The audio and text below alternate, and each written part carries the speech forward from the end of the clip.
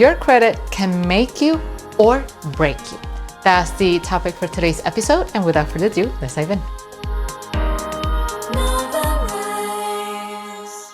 Hello everyone, and welcome back to another episode at Novarise Invest. If this is your first time tuning into this channel, this is your channel for real estate education. So today we're going to talk about credit again, right? I want to take this moment to help you understand the importance and the opportunities that you're shutting yourself out of in the event that you don't have a good credit. So for that, what we're going to do, we're going to jump straight into the board. Now, some of you might be wondering, well, this is a real estate channel. Why are you talking about credit? Well, we're going to get to that eventually, but one thing is not exclusive of the other. They are intertwined, and the two together are going to help you grow and achieve that financial independence that you're looking to get. So let's get started. Why is credit so important? Let's just start with the basic.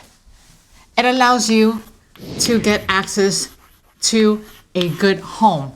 You see, we all need to recharge battery. We all need a place to hide. We all need a place to feel safe, to sleep, and wake up the next day and just simply go on about our lives, right? So if you're not living in a good place, if you don't secure yourself a good home, you're not going to be able to really do much because you're not truly recharging that battery that you need for yourself. So what are some of the things that people typically, or landlords typically request from a home, right? If you want to rent yourself a nice place to live, they are asking for your W-2, they get references, and ultimately it all goes down to doing a credit check.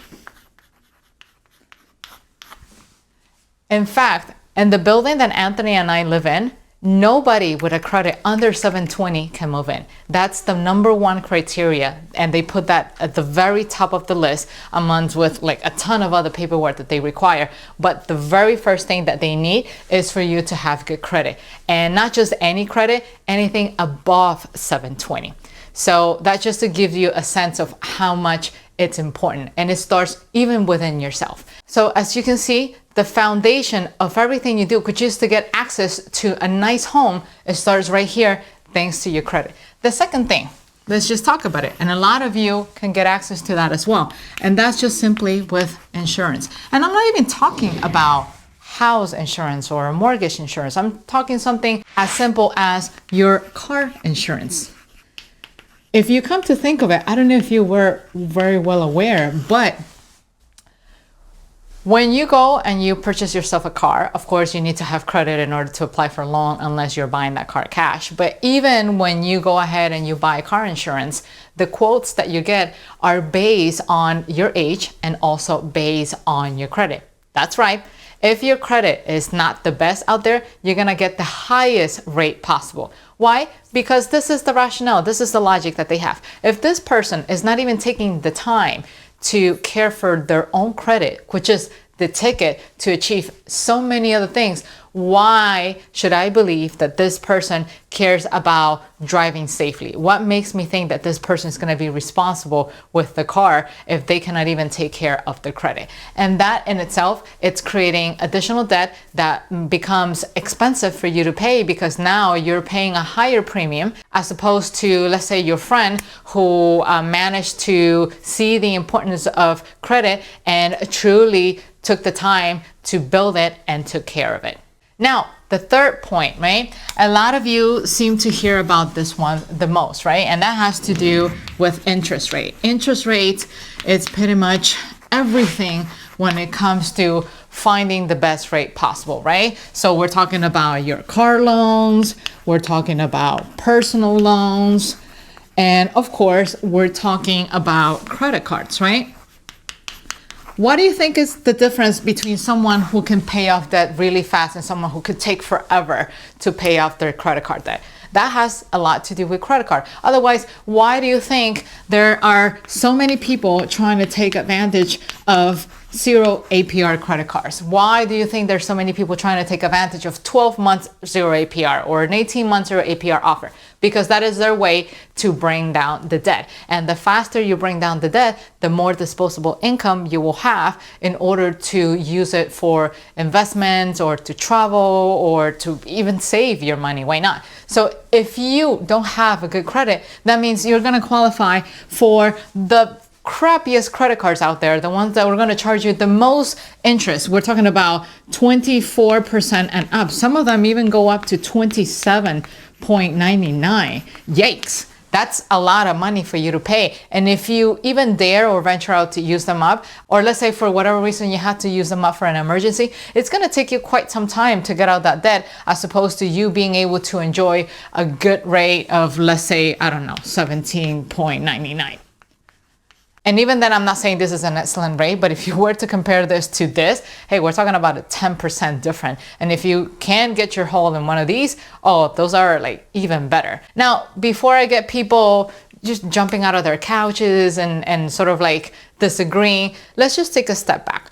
When I talk about credit card, I'm not talking about the use of a credit card to go get yourself an iPhone or to buy Gucci shoes or to, I don't know, go clubbing and spend it on a $3,000 bill on like Moet champagne and stuff like that. No, I'm not even talking about any of that. I'm talking about using your credit cards intelligently so you can build up that good credit report, that good credit score, that good credit history so you can qualify for the best rates, because those rates, that loan, is what's going to help you continue to grow financially going forward. And if you don't believe me, check out all the other videos that I had on how I invested in real estate just using credit cards. And I did more than real estate. I paid for my college education. I paid for my MBA education thanks to access to credit card and the ability to manage them responsibly.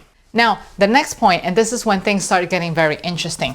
If you have a really good credit, you can move up the ladder as well. That means you will get access to better job opportunities. So when you're getting started, usually bigger companies, what they care is that you don't have a criminal record, right? They do the background check, they check on your references from your other employers just to see that you truly worked there a certain amount of time.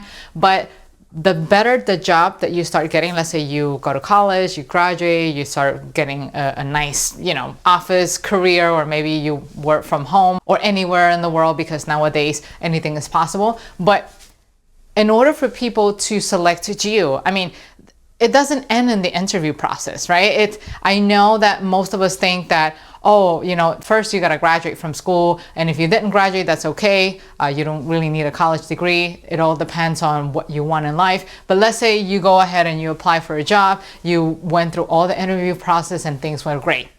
There are people that I've seen, that I know, that didn't get the job at the end, that they were selected from a pool of candidates, and ultimately they got a rejection letter just because their credit did not meet that criteria. So you definitely do not want to let that get in the way, because the better the job, the better the salary, and that translates to a better lifestyle, right? A safer and better lifestyle. And we definitely want that, right?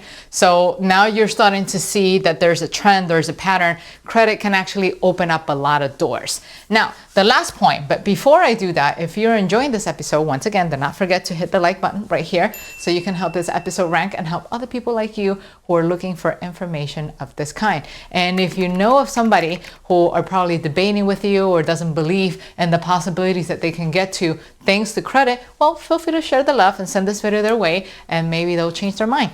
Now, back to this board. The very last thing, credit can help you achieve financial independence. But you're probably thinking, oh, but wait, how so? It's just doing it through debt. I'm talking about credit card. Credit card is a form of debt. Well, remember, there is good debt and there's bad debt. Bad debt is when you use it to spend on things that don't go up in value or that do not generate any cash flow, like the champagne or like the Gucci shoes or anything like that. No, like they're not taking you anywhere. But if you're using this credit card to fund a business, if you're using your credit card to buy real estate, now you're generating cash flow and you're using other people's money, the concept of OPM, I'm just gonna write it right here, OPM, to invest in your business, because the credit card is other people's money, is the bank's money. And guess what's gonna happen? So the possibilities don't end just with a credit card. Let's imagine you did very well in your job and you managed to set some money aside, and now you're ready to be an entrepreneur. Now you're ready to fund your business, and you fund it and you were able to pursue it and you are very successful at it. But now you're on that point in time that you're going to grow even more. And typically, what do you think it's needed when you want to expand your business? You want to grow more. You need capital, you need money.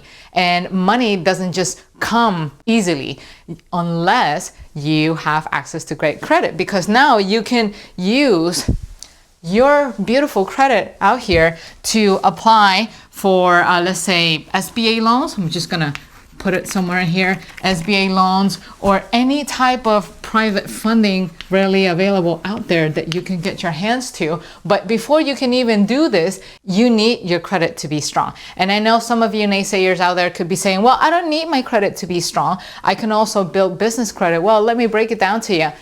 If you don't have a strong personal credit, you can definitely not build business credit. So those are not mutually exclusive like you thought. Why? Because when your business is brand new, it doesn't have a personality, it doesn't have a history, it doesn't have a credit history, and therefore it will need a person to back it up. It will need a person to say, hey, I am financially responsible for this business, just like the parents are financially responsible for their children, right? It's the same thing. Your business becomes your baby and you become the face of that baby. Then eventually, once you prove that you are credit worthy as an individual and that you can actually conduct business responsibly and intelligently, that's when you are given the opportunity to build that business credit. And that's when the expansion will have basically no limits, as long as you handle your money responsibly and the investments responsibly. So that's pretty much it. These are the examples that I wanted to share with you. Hopefully you found it quite helpful. And for those who are looking to learn about how I actually purchase real estate with credit card, well, there's a video right here that you can actually check out that's going to help you complement everything you just learned right here. And until then, take care. Bye-bye.